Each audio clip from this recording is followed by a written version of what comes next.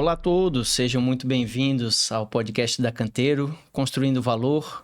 E hoje a gente tem um convidado muitíssimo especial, praticamente um padrinho técnico, né, Dionei? Dionei Silva Bittencourt, engenheiro civil com mais de 50 anos de carreira e veio compartilhar aqui um pouco do conhecimento e da trajetória para inspirar, né, ao nosso público que assiste, garotos e garotas que estão ingressando na carreira de arquitetura e de engenharia, projetistas do mercado imobiliário, construtores, incorporadores, que é o propósito aí desse nosso podcast e essa nossa conversa. Dionei, muito obrigado aí por atender o nosso convite e vamos conversar um pouquinho hoje. Vamos lá, bom dia. Muito obrigado pelo convite, é uma honra. Eu acho que é uma missão de todo mundo na vida, é compartilhar conhecimento, compartilhar experiências, e eu acho que é isso que a gente vai fazer aqui, estou à disposição para atender. Maravilha. Marlon, Thiago, se quiserem também cumprimentar o nosso público e o nosso convidado. Olá, pessoal. Bora para mais um papo que realmente hoje tem história para contar, né, Dionei? É isso aí, explorar um pouquinho da experiência do Dionei. Bem-vindo, Dionei. Tá bom, vamos em frente. Então, Dionei, vamos começar com uma pergunta que eu faço para alguns profissionais para incentivar aí a formação de novos arquitetos e novos engenheiros. Como é que veio o ingresso aí nessa carreira, né? Quando tu estava lá, na juventude, decidindo o que fazer no mundo profissional, como é que tu enveredou aí para a área da engenharia? Bom, Márcio, eu particularmente estou com uma preocupação muito grande com a formação da engenharia. Eu acho que o Brasil está sofrendo um processo. O Brasil sempre foi um país burocrata e nunca valorizou a técnica. Para teres uma ideia, foram editados no ano passado no Brasil 45 mil títulos da área jurídica de novos livros. Sabe quantos na área de engenharia, na área técnica? 300. Sabe quantos desses são reedição? 150. Ou seja, zero de produção de termos técnicos, de livros técnicos, de distribuição de conhecimento. Com isso, as engenharias estão perdendo um valor enorme. A Unisul, estive conversando com a diretora da Unisul, eu estou até fazendo um trabalho de palestras com os alunos, com os estudantes, palestras motivacionais da importância da engenharia. A Unisul já teve 1.500 estudantes, hoje tem 300. E no segundo ano há uma evasão, e uma das explicações da evasão deles é que o aluno vem mal formado. Então, a hora que começa a física, a resistência de materiais, matemática, não aguenta. Ele arrepia, não aguenta e sai do curso. E eu acrescento a falta de prestígio que a profissão tem junto à sociedade. Então, eu acho que é um desafio importante para nós engenheiros, que acreditamos na engenharia, de mudar essa percepção. Aqui, junto com a universidade, a gente está trabalhando com um grupo de trabalho onde está envolvido a Urbana, a gente da VEG, para criar alguma coisa junto com o diretor do CTC, que é o professor Peters, para tentar criar motivações, reforço para melhorar a formação de engenheiros. Para ter uma ideia, a China está formando por ano 7 milhões de engenheiros e importa engenheiro do mundo todo. Tem um dado que mostra que 4% da força de trabalho de um país tem que estar na área técnica. No Brasil não chega a 1%. Ou seja, nós vamos sempre estar na retaguarda, nunca vamos ser vanguardistas. Dou um exemplo claro. Nós somos o 4º ou 5º mercado mundial de automóveis. Não temos uma fábrica brasileira de automóvel. A China, há 30 anos atrás, não tinha nada. Hoje domina o mercado de automóveis. E sabe por quê? Porque apostou na técnica. O plano quinquenal da China nos próximos 5 anos é baseado em tecnologia. O presidente da China é um engenheiro, o Xi Jinping. A BYD, que é uma empresa que tem 30 anos, hoje é o maior fabricante de automóveis de carros elétricos. Ela tem 1 milhão de funcionários e 110 mil engenheiros, metade fazendo P&D. Resultado, nesses 30 anos, 30 mil patentes de novos inventos. 30 mil patentes, uma patente a mais por dia de novos inventos. E nós estamos aqui fazendo o quê? Então, eu acho que, independente da universidade ou dos líderes políticos, nós, a classe de engenheiros, temos que refazer esse comportamento. Temos que ajudar a mudar esse comportamento e fazer com que mais pessoas se formem. Não, o país não cresce se não tiver engenheiro. Quem faz o ambiente construído somos nós. Então não adianta, para que lado que tu olhe do mundo tem engenharia. Quando a gente diz que a medicina evoluiu, é PET-CT, o que é PET? É pósitron, é o antielétrico, o que é ressonância magnética, é o Tesla, potência de... É tudo equipamento elétrico, laser, equipamentos de imagem interna, tudo é engenharia. Então, eu acho que a gente tem a obrigação de não por o trabalho de cuidado de ser amigo da profissão, não. A importância que a engenharia tem para a sociedade é fundamental. Senão o Brasil vai continuar sendo um país que vai ser o país do futuro e nunca chega lá. Perfeito, Dinei. Eu acho que tem tudo a ver essa questão estratégica, né? A nossa profissão, né? Uma profissão estratégica para o país. Eu também fui bastante formado pelos professores da universidade na responsabilidade que a gente tinha como engenheiros, né? E eu acho que esse é um dos papéis aí que a gente tem, até um dos propósitos do podcast é esse, né? Tentar contribuir com a formação de novos engenheiros e com a melhoria e a profissionalização do nosso mercado, acreditando na melhoria da nossa nação, né? Tu falou aí sobre livros, né? E... Não à toa, né? Quem sabe não só fala, mas faz. E editasse, escrevesse, né, um livro chamado Edifícios Industriais. Está aqui, né, para quem depois quiser adquirir. Conta um pouquinho da história dos edifícios industriais, né, a tua participação aí na construção e no desenvolvimento de projetos de galpões industriais, edifícios industriais, e um pouco do livro, né, o que te levou a escrever o livro e contextualizar um pouquinho ele. Bom, o que é que eu penso? Eu acho assim que todo profissional, à medida que vá chegando numa carreira confortável, 50 anos de formado, ele tem a obrigação de passar para a geração seguinte o que ele aprendeu. É uma pena. Eu estou indo para a reta final da minha vida. Eu já fiz 1 milhão de metros quadrados de galpão. Errei para chuchu. Né? E aprendi. Por que eu vou deixar esse conhecimento e ir lá para o fundo da terra e não propagar esse conhecimento? Então, a minha intenção foi essa, muito mais do que passar para quem lê. O livro tem um foco do estudante, tem um foco do escritório de projeto e tem um pouco de foco de academia e principalmente também um foco, uma leitura mais suave para o empresário, porque a construção civil, principalmente o galpão industrial, normalmente é definido pelo empresário. Eu quero assim, mas ele não conhece todas as variáveis, não sabe todas as nuances de fazer um projeto e comete erros. Eu cansei de ver o sujeito que escolheu, tomou partido errado, mas ninguém me avisou que isso é assim, isso é assado. Então eu, como tive essa experiência, resolvi botar no papel. E foram 4 anos de trabalho, não sabia que era tão difícil escrever um livro, e a editora esquece mesmo, o livro é difícil. Eu acho que estou recebendo diversas contribuições, hoje, para minha surpresa, ele está espalhado aí pelo Brasil inteiro, já tem livro no Piauí, livro em Pernambuco, exterior de São Paulo.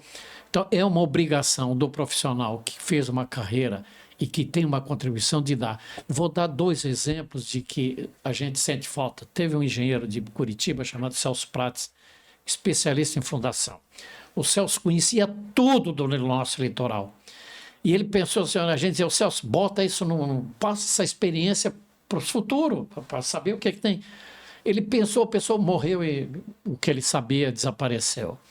Outro engenheiro, amigo nosso, o doutor Olavo, Olavo Arantes, foi talvez um dos melhores engenheiros que eu vi, que tem notícia, para dar uma ideia da importância do resultado do Dr. Olavo, que ele também pensou em escrever um livro, não escreveu. Doutor, eu vendi uma casa e entrou um apartamento. O apartamento tinha mais de 30 anos, 35 anos. Aí diz o corretor assim, não tem problema, isso foi feito pelo Dr. Olavo. E realmente o apartamento está lá, é meu, tem 40 anos, é a mesma janela, a mesma torneira funcionando. Então, essas coisas têm que ser postas no papel para ajudar as futuras gerações.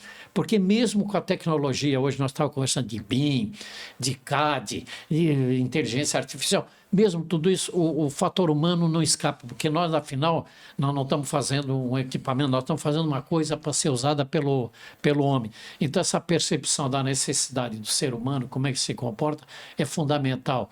E isso é que me levou a escrever o livro, e eu gostaria de fazer um outro livro. Eu tive 2 experiências grandes na minha vida. Já fui calculista. Quando eu me formei, não existia calculadora, não existia computador, a gente usava a regra de cálculo, fazia o cálculo na mão, com uma máquina Facit quando precisava de precisão, e hoje tudo... Então, assim, eu tive esse começo de carreira bastante voltado para a área industrial, depois para a área imobiliária, eu fui diretor da área imobiliária do Grupo Porto Belo, e recentemente, nos últimos 15 anos, a gente está atuando muito em urbanismo. Nós trouxemos para o Brasil uma modernidade em urbanismo, que foi o projeto da Pedra Branca. Hoje ele é um símbolo nacional e internacional. A gente recebe visitas do Brasil inteiro e do mundo inteiro como exemplo de como fazer um urbanismo para o mundo atual. Então essa é uma outra experiência que eu gostaria também de passar, e eu estou com o texto pronto. Dá tempo ainda? Dá tempo, não, estou com o texto pronto. Estou criticando, e uma das razões que me motiva a fazer o livro, porque está cheio de livro de urbanismo, tá cheio, mas uma coisa que eu não vi em toda a literatura é um livro de urbanismo no mundo tropical. Todas as boas cidades do mundo que a gente conhece, que são ótimas para se viver, são todas do clima temperado. Copenhague, Amsterdã, Roma, Paris, Nova York, Seattle, Vancouver. E no clima temperado, tu anda na rua. Uma cidade boa é aquela que o viver outdoor é um viver agradável. Eu caminho, as crianças vão para a escola, eu uso o espaço público, eu interajo com as pessoas, eu interajo com o ambiente, mas isso nos clima temperado e frio é ótimo. O pessoal do GEL, que nos dá consultoria lá da Dinamarca, a gente pergunta como é que vai andar de bicicleta com neve. Não tem frio forte, tem roupa fraca. Agora, no deserto, tu não anda. E mesmo a Organização Mundial de Saúde, acima de 30 graus não te permite. Então, além de nós vivermos num país tropical, não ter uma literatura que trate do clima, do tema tropical, ainda tem o agravamento do clima. Nós temos o clima cada vez pior. Ano passado, o Rio de Janeiro teve uma sensação térmica de 63 graus. Agora, em Manaus, na COP30, aboliram a gravata. Ninguém está de gravata.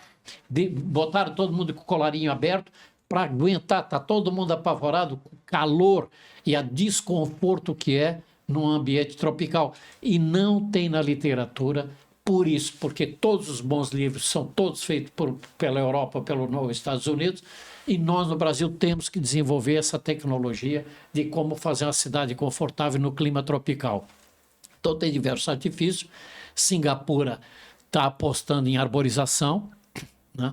E eu acho que esse é o caminho. A gente tem que trabalhar. Aqui no nosso caso são duas coisas. Ventilação, permitir a circulação do vento, porque no clima tropical a gente tem vento, sombra, muita sombra, e trabalho com água de chuva. São esses três vertentes, e é isso que, de certa maneira, a gente está fazendo na Pedra Branca e está cada vez mais fortalecendo. E é isso que eu acho que a gente tem que botar no papel. Eu estou buscando, inclusive, parceiros para me ajudar a redigir isso tudo, que senão não funciona. Eu tive, há um tempo atrás, um amigo nosso, Dionísio, tu estás com uma ferida que eu acho que é câncer. Eu fui ver um melanoma, tirei, e aí o médico disse, não anda no sol. Mas como é que eu não vou andar no sol? Blumenau, da cidade que tem maior câncer de pele, porque é tudo alemão, tudo branquela, e vive pegando sol. Então, como é que eu faço no Brasil? Eu dei uma consultoria para um empreendimento em Sinop. Sinop, lá no norte, quente para chuchu. Tu não anda a pé. De uma quadra para outra, tu é obrigado a ir de carro, porque tu não suporta o calor e a rua não está preparada para te caminhar. Então, assim, defendemos muito, e a gente fez muito, e vocês aqui nesse projeto aqui no Casa Urbana, marquise. A nossa legislação praticamente te proíbe de fazer marquise. Então, a marquise me protege da chuva, que é bem típico do clima tropical, e do sol. Então, por que o prédio não pode ter marquise? A marquise não participa. E a arborização, normalmente, o que acontece com a arborização urbana? É onde sobra um cantinho. Tem um espaço perdido, ela está lá não para fazer uma função sistêmica do ecossistema, prestar um serviço de ecologia, mas está lá para se exibir, só para fazer uma pérola na gravata. É um ornamento, Ela não é um ornamento, ela não tem...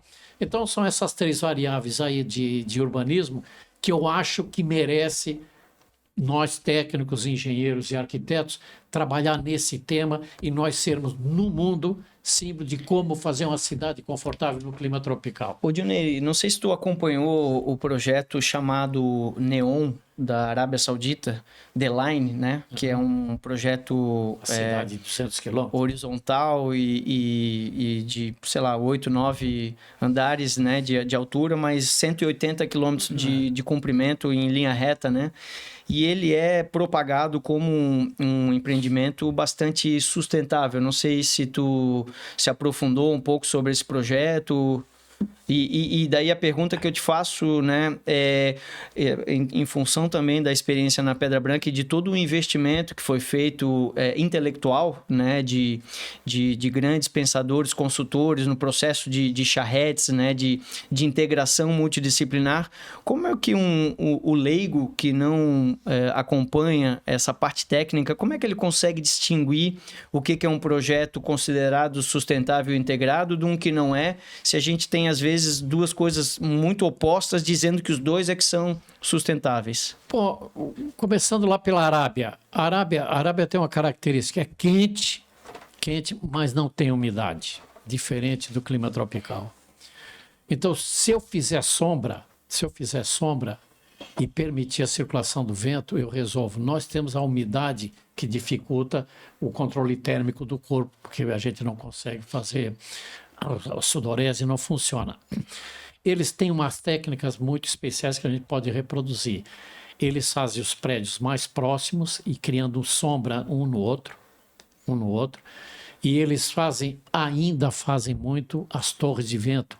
A gente, quando olha uma imagem da Arábia, vê uma torre, parece a torre de igreja, uma mesquita, mas aquilo, na verdade, ela está lá a 10, 15, 20 metros de altura. Ela é um buraco onde o ar, não importa a direção que venta, ele é direcionado, joga embaixo da casa e ventila. Uma outra, essa é uma experiência que a gente pode reproduzir aqui, como fazer a circulação do vento. Uma outra coisa que eu achei maravilhosa, eu vi um filme na África, um safari, onde tinha selvagem, de luxo, e a comida era guardada num barraco de madeira, simples, no meio da floresta. E qual era o artifício para conservar a comida? A parede era uma parede rústica feita de carvão. E eles sempre jogavam água no carvão. O carvão evapora e a temperatura dentro era 8, 10 graus mais barata e conseguiu fazer com que a comida fazia. Então, a gente tem da termodinâmica, da engenharia, tem muitos artifícios para fazer com que uma cidade seja confortável, aproveitando um pouco da experiência árabe e um pouco da experiência aqui dos nossos ancestrais, os índios aqui na Amazônia, como é que eles vivem. Para ver como é que é complicado, o índio anda nu e toma banho 2 vezes por dia para aguentar o calor. Uhum. Então, como é que a gente faz isso tudo? E o outro assunto que tu falou é como distinguir, né? Como distinguir? É muito simples. As pessoas não sabem se o que estão vendo é verdadeiro ou não. Vou dar um exemplo bem interessante do que a gente vê e não. A gente olha e não vê. A Ponte Hercílio Luz, se tu olhar o perfil dela, é bonito. O tabuleiro embaixo parece uma linha reta. Não é. É um arco. Se tu tá na cabeceira 1, tu não vê quem está na cabeceira 2.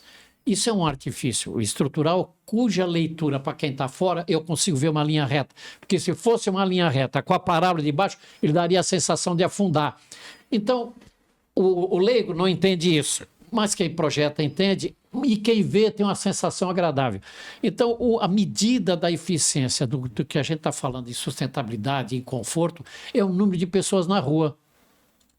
Então, o que nos satisfaz, ainda ontem eu passei uma tarde lá na Pedra Branca com uma visita, o que nos deixa animado é que tu vê, nós estamos num clima tropical, passando 100 mil pessoas por dia, por mês, na Pedra Branca, circulando, ao lado de 100 e poucas praias competindo conosco.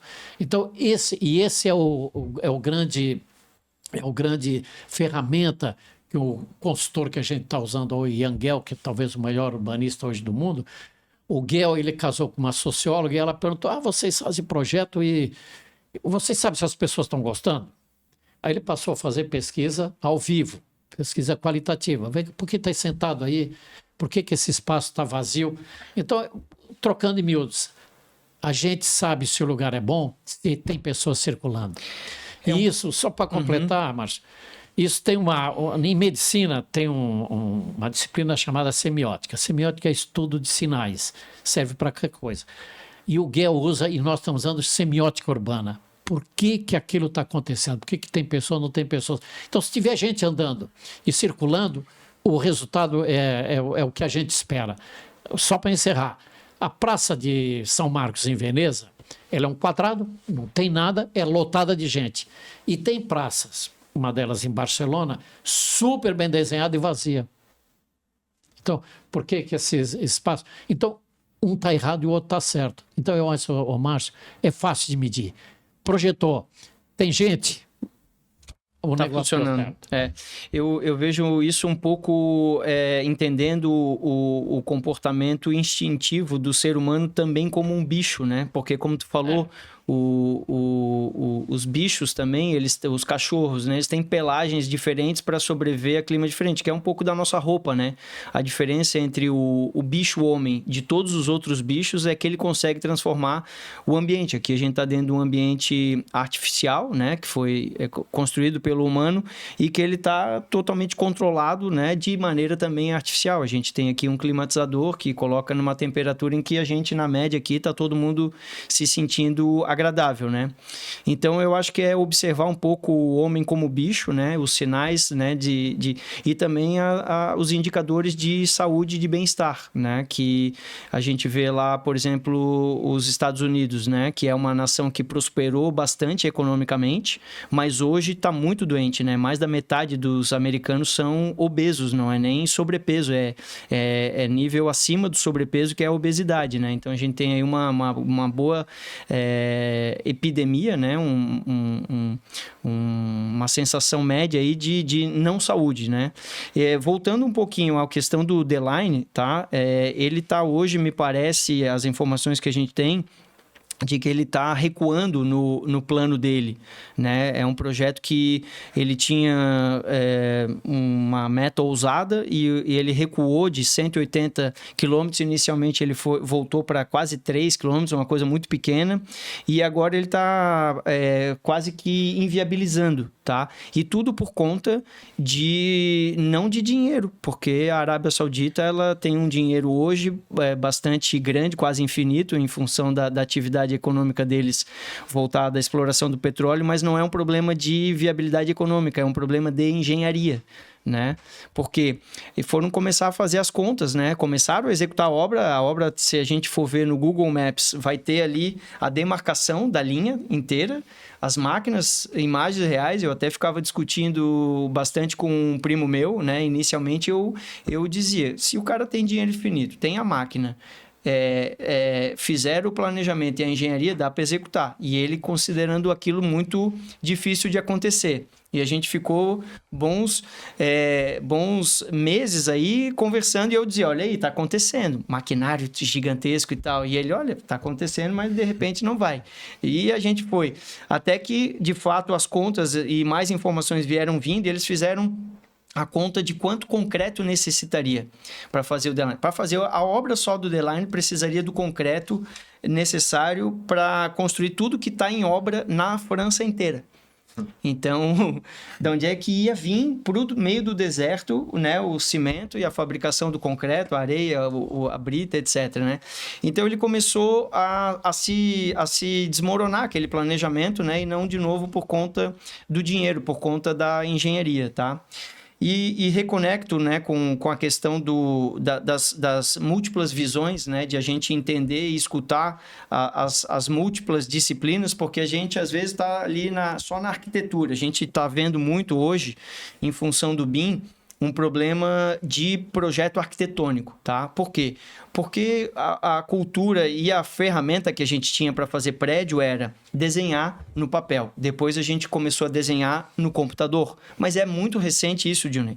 Tu mesmo viveu todas as 3 fases, né? E antes ainda do desenho, né, eram maquetes, eram rabiscos, eram outras formas de construir perfeitas, né? A gente vê o alinhamento das pirâmides do Egito. Onde é que projetaram as pirâmides do Egito? Onde é que desenharam? Quem é que dimensionou? Tá? Em algum lugar tá lá os registros de projeto e elas são alinhadas e perfeitas, Marlon.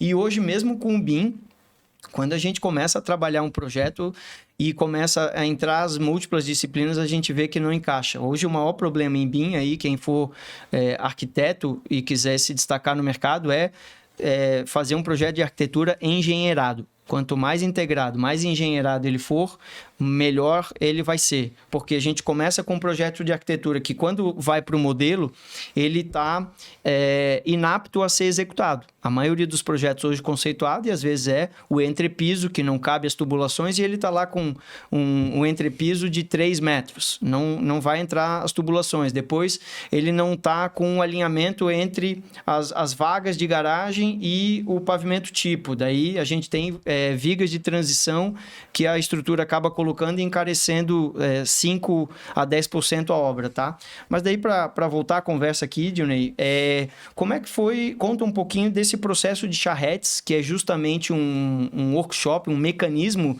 uma metodologia, né, que faz múltiplas disciplinas chegarem num conceito único e integrado. Como é que foi esse processo lá na Pedra Branca? Antes, falar um pouco dessa relação do arquiteto e do engenheiro. Há uma distorção na nossa sociedade, uma competição predatória entre o arquiteto e o engenheiro, que eu não sei por quê. Na minha vida, eu sempre procurei fazer essa integração. Eu acho que não há essa divergência. Um pouco pela formação do arquiteto, os arquitetos brasileiros vieram com aquela missão francesa, estavam mais para decorador, não no mau sentido, mais por aspecto visual do que por aspecto funcional. E ambas as profissões, uma depende da outra. Para ter ideia, prédios altos, esses prédios que estão fazendo em Camboriú, ele é dependente de estrutura. Então, se não, a estrutura é determinante. Edifícios industriais, o prédio que eu fiz, ele é dependente da estrutura para projetar. Modulação, então, tudo. Essa integração me parece assim fundamental e acho que também é um papel nosso dos profissionais de distensionar esse relacionamento. E eu até sempre digo, quando sento comigo, projeto de arquitetura e de complementares, eu digo, não é complementar. É projeto de engenharia, projeto de arquitetura, projeto de paisagismo. Nós temos 3, 4 projetos que formam uma obra. Não há projetos nem complementares, nem projetos primários. A arquitetura, evidentemente, é o projeto mãe, mas tudo depende.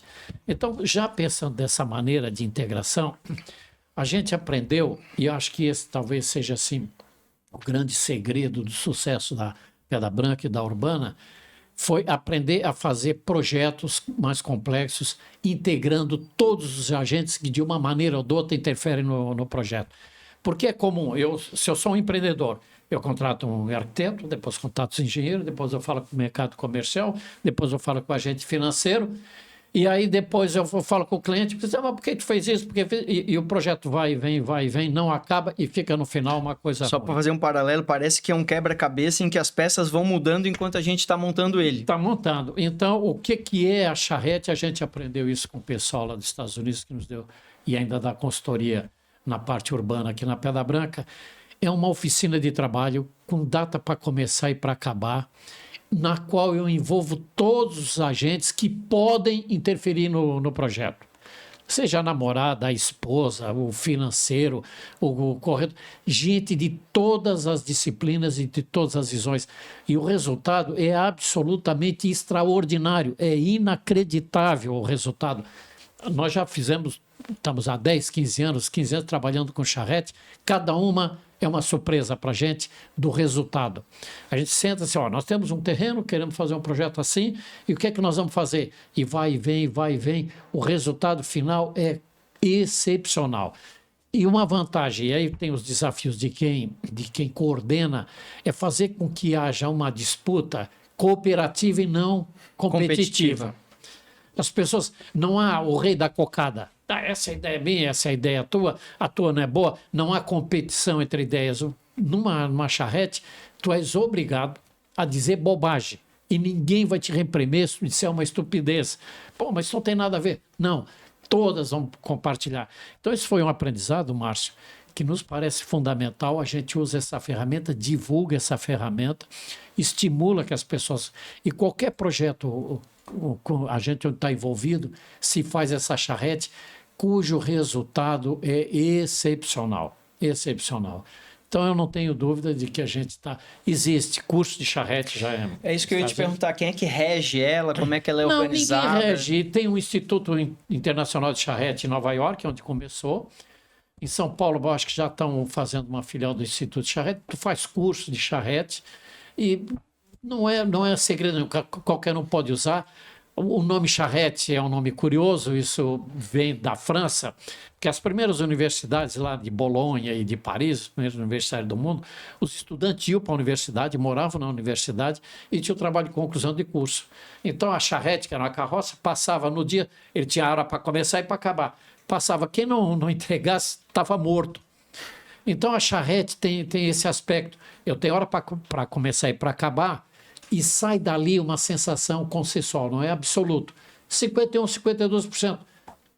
Quem não teve a sua ideia, aceita porque faz parte do jogo e todo mundo se engaja. Como ele é participativo, também cria um aspecto emocional forte dos participantes com o projeto que ele está estudando. Ele, como teve a oportunidade de contribuir... Todo mundo se sente autor, né? Começou falando com gente de outras áreas, ele se sente autor, se sente participante, se sente ativo. Para resumir, a Pedra Branca, a gente já envolveu, sei lá, assim, mais de milhares de profissionais. E principalmente os que mais tempo estão conosco, todos dizem que são projetistas da Pedra Branca, e todos são. Né? Então, o Nelson Teixeira vai fazer uma palestra fala da Pedra Branca, o Giovanni Bonatti fala da Pedra Branca, o Max da DPZ dos Estados Unidos fala da Pedra Branca, o Guel fala da Pedra Branca na Dinamarca, todos se sentem, o Jaime Lerner, os nossos engenheiros que trabalharam na parte de todos se sentem, falam da Pedra Branca como se projetos fossem. E esse é um resultado importantíssimo, entendeu? Maravilha. Essa parte inicial a gente vê muito, né? A importância dessa integração inicial, né? Todas essas definições com a charrete, a gente ajuda, acredito que facilite mais essa integração e essas definições, porque até lendo um pouco do seu livro, muitas coisas dá para resolver mecanizando, dá para resolver depois de maneira artificial, edifícios industriais, shoppings, tu tem como mecanizar toda a parte térmica, resolver, só que não é a maneira mais, a melhor solução, né? Então, realmente, trazer essas integrações iniciais, essas definições no momento correto, você consegue projetar e tomar partido para realmente conseguir fazer aquilo que você comentou no início, né? Trazer esses espaços públicos, aproveitar o que é o nosso clima realmente, não trazer soluções de fora, mas qual que são as nossas premissas iniciais, qual que são os nossos gargalos, o que são os nossos desafios que a gente tem que vencer para conseguir montar essa estratégia de como que a gente vai resolver esse projeto da melhor maneira possível, que encaixe no nosso ambiente, que encaixe com o nosso público. Então, nessa linha, eu queria entender quais projetos, além da Pedra Branca, que projetos que você entrou já no meio do caminho e não estavam tão bem resolvidos, você precisou trabalhar para conseguir resolver com o que você tinha na mão, né? Que às vezes quando o empresário não consegue contratar o Dilney, contratar todas essas disciplinas de forma preliminar, ele acaba tendo que resolver ao longo da obra, né? E se isso você vê uma mudança aí nos seus 50 anos de carreira, de como que era antigamente e como que está sendo agora com o advento do BIM e toda essa parte, essa consciência maior de a importância de ter um projeto bem resolvido antes de iniciar a obra, né? Bom, eu hoje sou profissional autônomo, eu era diretor da empresa, hoje sou consultor e a gente é muito chamado para dar palpite. Consultor é um palpiteiro, né? E executivo é um tarefeiro. Então, realmente, muitos projetos, eu participei de um projeto que eu não posso citar, que está em processo de aprovação, que eles contrataram uma empresa de Londres, uma empresa gigante daqui, para fazer um projeto urbano, isso há 5, 6 anos atrás, que simplesmente nem conseguiu sair do papel.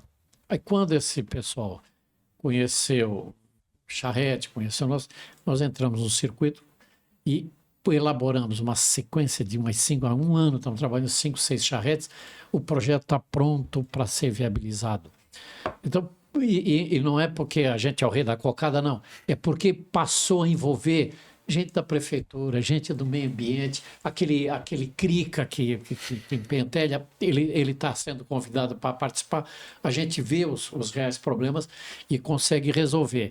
Agora, tem a importância desse trabalho coletivo, porque o mundo está mudando muito rapidamente. Há 30, 40 anos atrás, tu ter uma casa, tu ficava feliz. Hoje tu já não quer uma casa. Tu quer uma casa que tenha no lado que tu possa ir na padaria, que tu possa fazer isso, que tenha internet, que tenha não sei o quê. A família... O IBGE mostrou que metade das famílias brasileiras não são casadas oficialmente.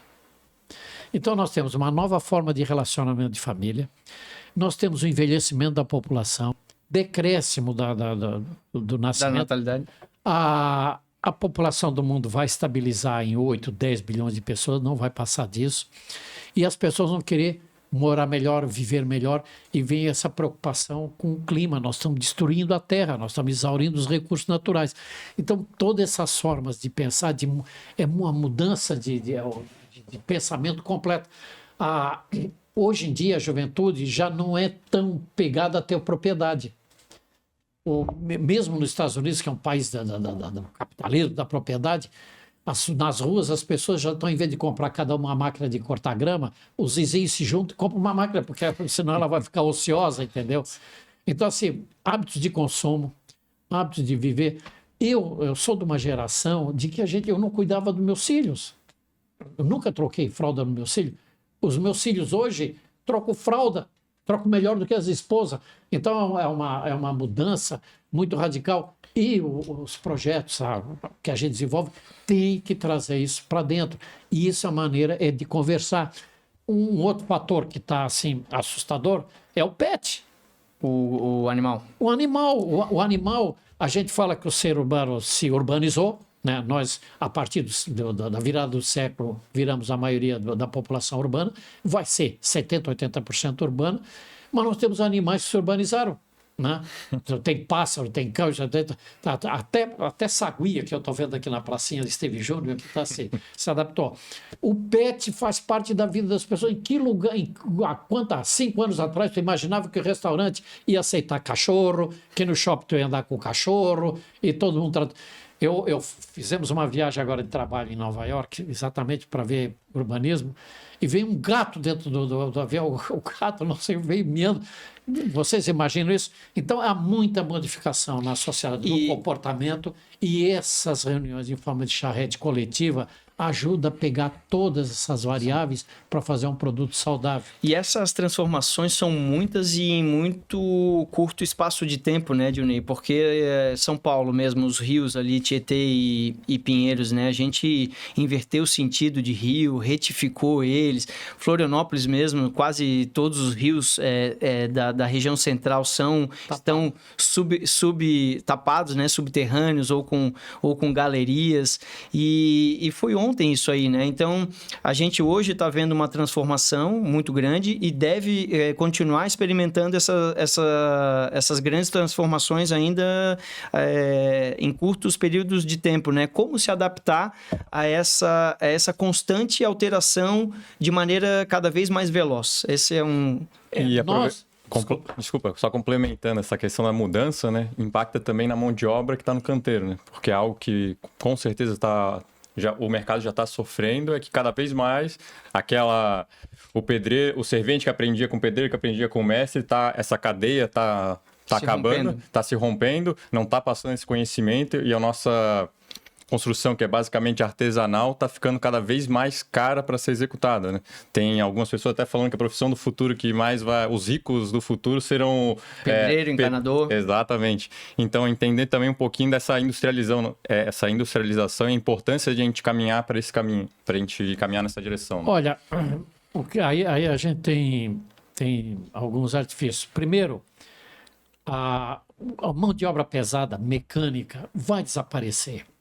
Imagina um pedreiro trabalhando agora no verão a 30, 40 metros de altura, 8 horas da noite, a temperatura na parede está acima de 40 graus, ele botando cerâmica na parede, esquece, esse trabalho pesado mecânico vai desaparecer, vai ficar artesão, e aí artesanato é artesania, mas a industrialização da construção civil não tem como fugir. Ou nós nos industrializamos, ou para a construção civil não existe mais mercado de trabalho, não existe mais formação, esquece, não vai formar. Até porque o sujeito não concorda. E não é a mesma pessoa, né, Ednei? Acho que esse é um dos problemas do ser humano, né? Ele achar que a gente congelou, né? Tipo, eu vou ter a minha idade...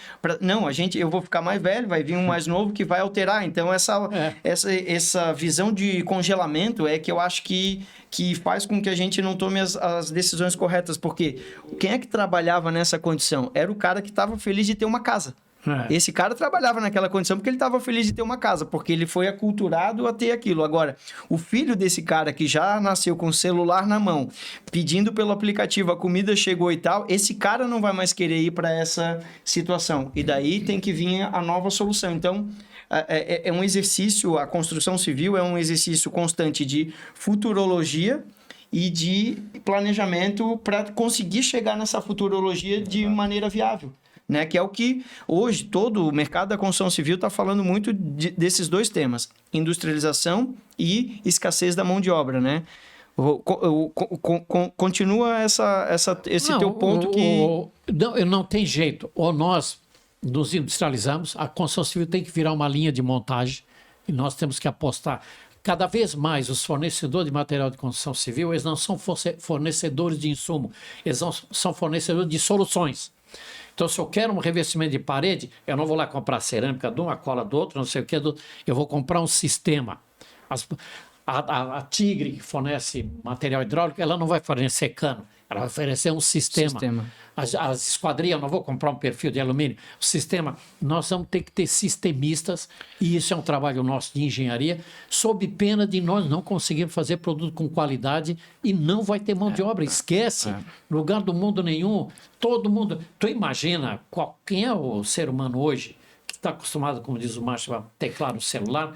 O cara pegar uma massa de cimento, rebocar e ficar o dia inteirinho naquilo. De manhã ele está com o dedo comido do cimento, o cabelo duro do pó de cal, o nariz infeccionado por causa da tinta.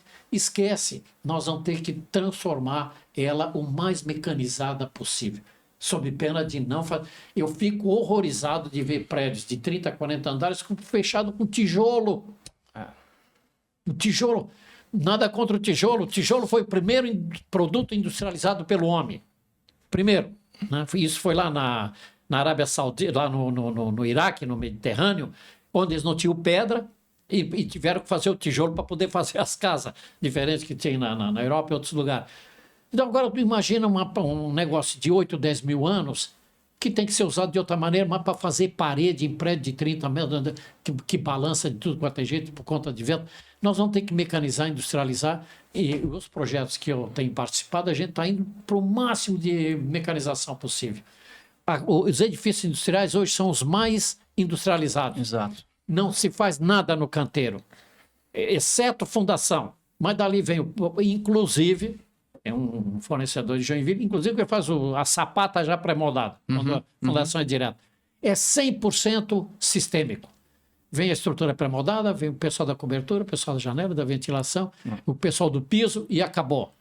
E a construção civil voltada para moradia e para escritórios tem que ir para esse caminho sob pena de nós ter produtos ruins, caros, e não tem produto... Até, Ednei, nós queremos até fazer um convite aí aos incorporadores, nós queremos criar um programa de pesquisa e desenvolvimento, porque nós estamos hoje mergulhados no mercado de construção civil brasileiro, temos diversos clientes, diversas obras que estão hoje na nossa prancheta, são raras as que são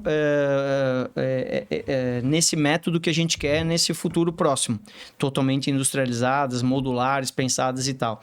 Então, o que a gente fica preocupado é se a academia não está mais fazendo isso. As pesquisas de universidades, elas não estão tendo a integração. O mercado hoje está mais avançado do que a academia. Antigamente, a universidade era mais avançada e que desenvolvia, através dos seus laboratórios, das pesquisas, etc., desenvolvia soluções para serem adotadas pelo mercado para a gente colocar em prática. Então, o futuro estava na mão da universidade, não está mais. Por quê? Porque os teus professores provavelmente eram professores que vieram do mercado de trabalho e que, além de trabalhar no mercado de trabalho, com habilidade educacional, eram também professores. Hoje a gente tem, por um sistema, né, muitos professores são de dedicação exclusiva, então eles ou ficam pesquisando, mergulhados na área acadêmica, sem tanto contato, se não for através de laboratórios com projetos de pesquisas para empresas, tendo contato com a prática, tá? Então, a gente pergunta, quais são os escritórios de arquitetura que estão fazendo pesquisa e desenvolvimento para desenvolver o projeto de arquitetura do futuro, que é o quê? Industrializado e modular. Daí, para fazer esse projeto, que é montar um Lego, né? Eu preciso conhecer a indústria, saber que peças que tem, que sistemas tem a Tigre, que sistemas tem a empresa de pré-moldados XYZ e que sistemas tem a empresa de climatização, para poder encaixar tudo isso. Então, a gente quer tentar criar um projeto de pesquisa e desenvolvimento, né? Capitaneado aí por algumas incorporadoras, para ter um projeto piloto para dizer, os teus projetos dos próximos 5 a 10 anos, que é amanhã, né? Já deveriam estar sendo conversados com toda a tua arquitetura e toda a tua engenharia para ser industrializado, tá? Não sei se vai dar certo. Márcio, a gente está preocupado com isso, temos um grupo de trabalho informal, mas eu ainda acredito na universidade como seio de pesquisa. A gente teve uma reunião com o diretor do CTC aqui da Federal, com o diretor de engenharia lá da Unisul, as duas universidades que a gente tem muito contato, e a ideia que a gente está desenvolvendo é fazer o que acontece no exterior, um grupo de empresas cujos funcionários foram egressos da universidade, criar um fundo de investimento e criar bolsas e centro de pesquisa na universidade. Perfeito. E aí, conversando com o presidente do CTC, o diretor, uma queixa que eu sempre quis fazer uma pós-graduação, mas nunca fiz, que a pós-graduação é voltada para o mundo acadêmico. 2 anos de coisa, de como educar, não vai. Mas ele está dizendo que agora existe uma pós-graduação profissional. São cursos voltados para o dia a dia e voltados para o consumo de coisa. Então, eu acho que deveríamos criar um grupo de trabalho, formar montar esses laboratórios, criar bolsas e formar um curso de mecanização da construção civil, de automação, seja lá que termos a gente quer usar. A mesma coisa para edifícios industriais. Eu lancei o livro e a gente está tendo muito feedback. Tem tanta dúvida no ar de como faz isso, como faz aquilo, que daria para ter um outro grupo de trabalho só indivíduo. Para ter uma ideia, a Flórida, a Califórnia tem mais galpões do que o Brasil. O Brasil, eu fiz uma conta só para a nossa, a safra americana tem em estoque 1,5 vezes capacidade de estoque.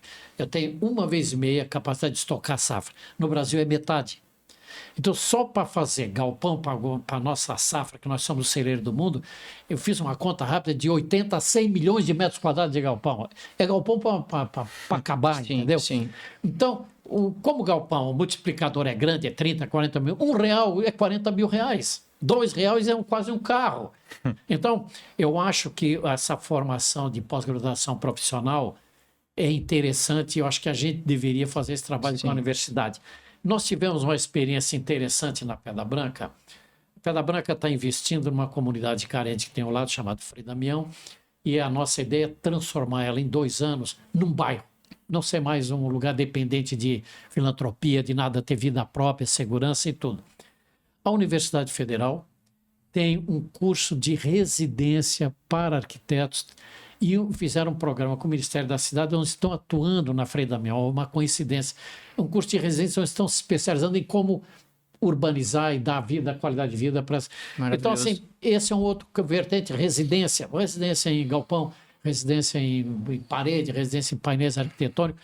Eu acho que isso é um trabalho para a gente discutir com o CTC da universidade. Eu aposto muito na Federal para a gente criar esses residência ou essas pós-graduação profissional para ter pesquisa diretamente voltada para o mundo real.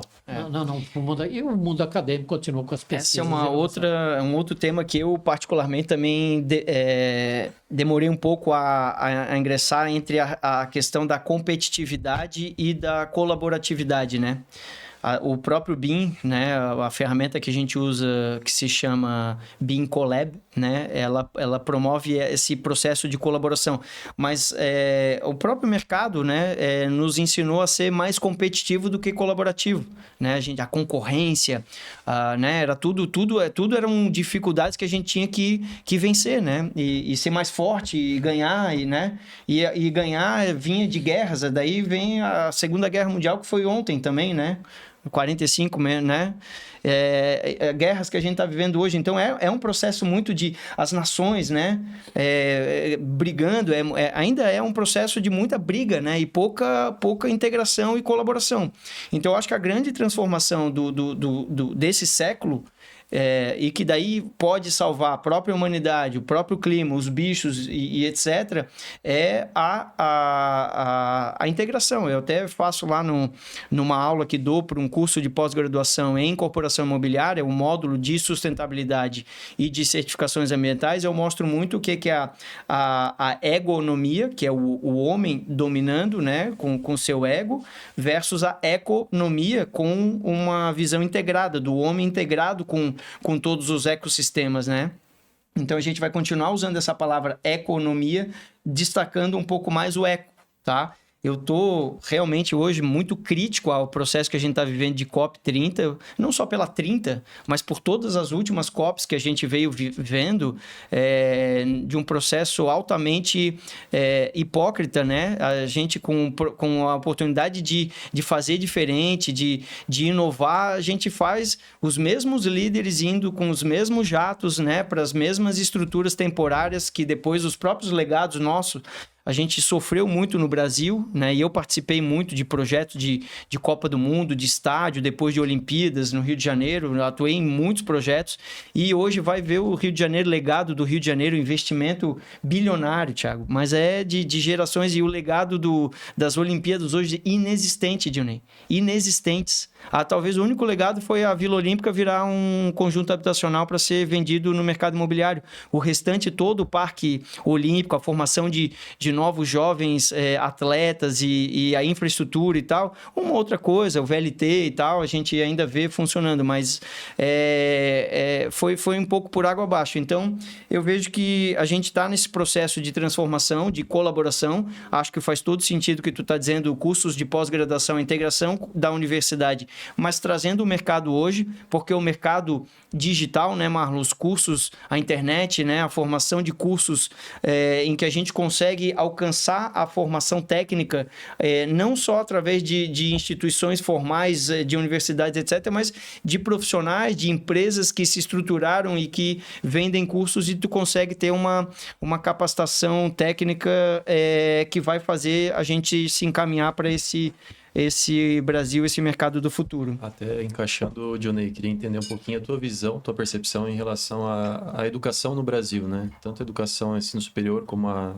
básica, porque eu acho que isso aí tem que mudar um pouco. A gente está com novas gerações, é um comportamento diferente da sociedade, né? As pessoas estão nascendo no digital, e o que eu sinto é que a gente vai viver também um lapso não só nessa questão das pessoas que estão dispostas a trabalhar com mão de obra em construção, mas também a dificuldade das soft skills, né? Da comunicação, da liderança, do trabalho em equipe. E isso é o que a gente já sente hoje um pouco, que o Márcio falou, assim, muito das reuniões multidisciplinares são muito mais conflitos e um senso de competição para ver quem que tem a ideia mais forte ou quem que vai se sobrepor ao outro, do que tentar buscar um objetivo em comum, né? Então, eu queria entender um pouquinho da tua visão, tua percepção do que talvez tenha que mudar em termos de currículo, principalmente nas universidades, para que a gente consiga aí caminhar para essa direção da industrialização, da construção. Eu fiquei me lembrando de Mies van der Rohe, Frank Lloyd Wright, que faziam arquiteturas excepcionais, já pensando na industrialização, porque naquela época isso era o tema principal, né? Otimizar recursos em cima de um sistema construtivo que estava nascendo, concreto armado, metálica, e muito disso se perdeu. Hoje a arquitetura foca muito mais em se expressar, em chamar atenção, do que de fato servir ao ser humano, né? Bom, vamos lá. Eu acho que nós estamos assim... Nós temos que mudar um pouco a nossa maneira de se comportar socialmente. A gente ainda acha muito que devemos depender do governo. Que o governo é que tem que puxar, o governo tem que puxar. Esquece. nós é que temos que puxar a sociedade. Então, se a gente quer melhorar a engenharia, quer melhorar a arquitetura, nós profissionais que acreditamos que essa função é importante para a sociedade é que temos que puxar, porque lá de cima não vem nada. Esquece. É terrível essa... Nós aprendemos agora numa viagem que a gente fez também no exterior, uma entidade em Londres chamada NLA, New London Architecture. É uma ONG mantida pelos empresários da cidade, cujo papel é pensar a cidade de Londres do ponto de vista físico, rua, estrada, urbano, prédio, a longo prazo. Porque assim, o prefeito, tanto em Londres como aqui, o prefeito ele está pensando no emprego dele dali a 4 anos. Uhum. Então, o horizonte dele é 4 anos. Então, fazer uma obra que vai 10, 15 anos, primeiro, ele não vai fazer, porque passa do prazo dele. Segundo, porque o outro prefeito que ganhasse foi inimigo dele, joga na lata do lixo. Então, acho que a sociedade tem que se influenciar. E nós criamos aqui em Florianópolis o LUA, Laboratório de Urbanismo e Arquitetura, mantido pela iniciativa privada, cujo papel é pensar a cidade a longo prazo e criar pressões positivas, pressões para não ser um programa de governo, de legislatura. De ocasião. Para ser um problema de permanente da cidade. Então, acho que a gente tem que participar disso. E com relação à educação, eu acho que o Brasil está desastrado em educação. Eu estava lendo agora recentemente o Vietnã, vai crescer 10% esse ano. É explosão de crescimento. E o que é que o Vietnã fez? Apostou na educação. Mas a educação desde a base. Desde a base. Coreia do Sul, mesma coisa. Coreia do Sul, a mesma coisa. A China, a mesma coisa. Então, vai nas salas de aula do primário aqui para tu ver se uma criança... A gente vê aqui lá na Amazônia, sala de aula aberta, com terreno de chão. Como é que uma criança vai aprender? Então, nós não estamos cuidando do básico da educação. E não há nenhum segredo. É investir em educação, investir bem. E isso também a sociedade vai ter que cobrar. Se esperar... Eu tenho desacredito muito em político, porque o político sempre diz o que tu quer ouvir. Ele diz tudo o que tu quer ouvir, mas se vai acontecer é outra história. Então, nós, como sociedade, temos que nos interagir, reclamar do colégio, cobrar do professor, cuidar do dinheiro público que vem. Essa atuação, eu acho que a gente tem que tirar um pouco a responsabilidade do governo e nós, como sociedade, ser menos passivo e mais ativo nas cobranças, seja na educação, na saúde, na forma de ocupação do solo, que é o nosso trabalho aqui em urbanismo e na forma de construir, na nossa relação com a universidade. A verdade é que a gente tem alguns pontos positivos. Eu acho que Santa Catarina tem a Universidade Federal. É o melhor estado do Brasil ainda, né? É um renome extraordinário. É um estado empreendedor. É um estado que tem muito engenheiro. Eu estava conversando... É o estado menos dependente de auxílio governamental. A VEG tem mais ou menos 5 mil engenheiros. A Intelbras, sei lá, tem 300, 400. A Distro tem outro tanto. Então, nós somos um estado bastante industrializado e a gente tem que motivar que hoje... A gurizada não quer ir para a escola. Então, é um pouco coletivo. Acho que não há nenhum segredo. E o segredo é fazer o básico para a gente... Essa questão da educação é muito, muito séria, né? Imagina, o meu filho tem 6 anos, tá? E eu mostrei para ele um vídeo da educação japonesa, né?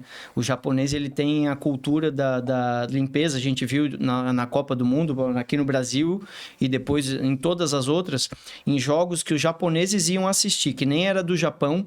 Terminava o jogo, eles recolhiam todo o lixo dos seus arredores e tal, por conta própria, para levar... Eles fazem por conta própria, cultural. Fazem na rua deles, fazem em qualquer lugar. Terminou uma festa, eles organizam e arrumam, tal. E eu mostrei, então, um videozinho pro meu filho de diversas situações ali dos japoneses, e aquilo empolgou ele demais. Naquele mesmo dia, na manhã, a gente já fez uma boa faxina ali na sala, na cozinha, organizou tudo e tal. E eu falei, beleza, filho, agora então vamos lá na escola e já fala com a professora e já faz a faxina na sala e tal. E ele assim, não, papai, mas lá tem uma faxineira. Entendesse a questão de como é que é? Então, assim, mesmo na escola privada, tal, essa cultura, né? Daí a formação dos nossos, não é da professora em si, mas da cultura nossa. Sociedade, né? Da sociedade, porque isso deveria vir da direção, todo mundo deveria estar acostumado com isso, mas daí ele acha que lá na escola a função é da faxineira. Entendeu? Essa é a dificuldade, Thiago. Então, eu já falei para ele, não, amigo, ela tem uma responsabilidade dela, mas isso independe, né? Quanto ela é uma faxineira por sala? Não é. Então, ela vai... Daí eu falei que ela, na verdade, vai fazer a higienização ou a desinfecção com os produtos e tal. Mas a limpeza e a organização ela é uma responsabilidade nossa. Vamos ver. Agora, o que eu tenho que fazer? Continuar martelando. Porque se eu falar uma vez só e mostrar um único vídeo, então, dentro de casa e tal, e volta daí a educação para dentro de casa também. Então, assim, eu gostaria de ser mais otimista, eu já fui absolutamente otimista, né, no nível hard. Hoje eu tenho, talvez eu estou um pouco realista demais, não quero me tornar pessimista, mas que está bastante complicado de vislumbrar um futuro para a nossa nação. É diferente daquele que a gente sonhava de chegar hoje em 2025, Thiago. Eu, quando eu tinha 10 anos, 8 anos de idade, 2025 era um lugar de primeiro mundo, né? O Brasil era um lugar do primeiro mundo, porque nós éramos pequenininhos, tudo que a gente aprendia, tudo que a gente tinha de formação e daí de uma cultura de quem veio antes da gente era de construção, de desenvolvimento, de ordem e progresso. Era muita coisa que tinha na nossa cabeça, Dionei. Onde é que foi parar tudo isso? Não, eu não sou tão pessimista ainda, acho que a gente tem saída. Para ter uma ideia, é mudança de cultura. Tu comentou do Japão. Sabe que no Japão, eu não digo que é proibido, o pai não deve levar a criança para a escola, criança de 8 anos, ela tem que ir sozinha. E tem duas razões principais. Primeiro, a cidade tem que ser limpa e arrumada para a criança. Então, o fato de ter criança andando sozinha disciplina o trânsito e a criança aprender a viver de maneira comunitária. E segura também, né? E segura. Então, isso é uma mudança de cultura que nós temos que buscar. E acho, Márcio, que, assim, do ponto de vista de... Tu estava comentando da segurança, que era outro assunto que eu... Da ordem, do progresso, do desenvolvimento de uma maneira... Da cultura e da educação, né? A gente estava falando, na verdade, de educação, né? De uma maneira geral. E a cultura, de alguma maneira, a gente ainda tem o complexo de vira-lata, né? A gente ainda acha que tudo que tem lá no exterior é melhor. Nós recebemos aqui, há muito tempo atrás, a gente tem um projeto na Barra da Lagoa, e trouxemos um escritório de arquitetura da França que nos deu consultoria. E levamos na Barra, mas na Barra a gente foi assim, com ar tímido, achando que íamos mostrar uma coisa vergonhosa. Diz não mexe na Barra. Essa forma de ocupação do solo, essa maneira, isso é típico, isso tem uma qualidade extraordinária e a gente não vê qualidade onde ela existe. Então, acho que um pouco da maneira de nós vermos a nossa realidade. A gente tem coisas boas. Outra coisa, nós temos agora, tem uma consultoria do Guel, que a gente quer transformar o centro da cidade, através do Lua, num lugar para caminhar seguro. E aí andamos pela cidade e passou ali no centro-leste, atrás do Correio, ali para ali. E ali tem os botecos à noite, e a gente também ficou assim, vamos nos envergonhar aqui. Ele achou excepcional. Ele mostrou que as cidades alemãs, principalmente a alemã, austríaca, sueca, elas são tão organizadas e tão limpas que a pessoa se comporta com excesso de regra. Então a relação humana fica mais difícil, que a pessoa não passa, não cumprimenta, não sei o quê. E aqui essa esculhambação. Tu entra na porta, tu abre, ninguém lá bate ninguém, tu bate. Ele disse, isso não existe, isso é uma qualidade que vocês têm. Então, eu acho que o Brasil tem algumas qualidades que a gente tem que ver como qualidade e a gente vê como defeito, e com isso pode mudar. Assim, o exemplo extraordinário, o Brasil não produzia alimento. Hoje nós somos celeiro do mundo no Cerrado. Pesquisa. Pô, dava para acreditar, quem é que ia acreditar que o Cerrado podia ser aquilo que é hoje? Tirando o desmatamento, que não é o caso aqui, mas o Cerrado hoje é o celeiro do mundo. Eu estava vendo agora, vindo aqui para esse podcast, O presidente da França assinou o acordo do Mercosul, mas os agricultores da França estão reclamando.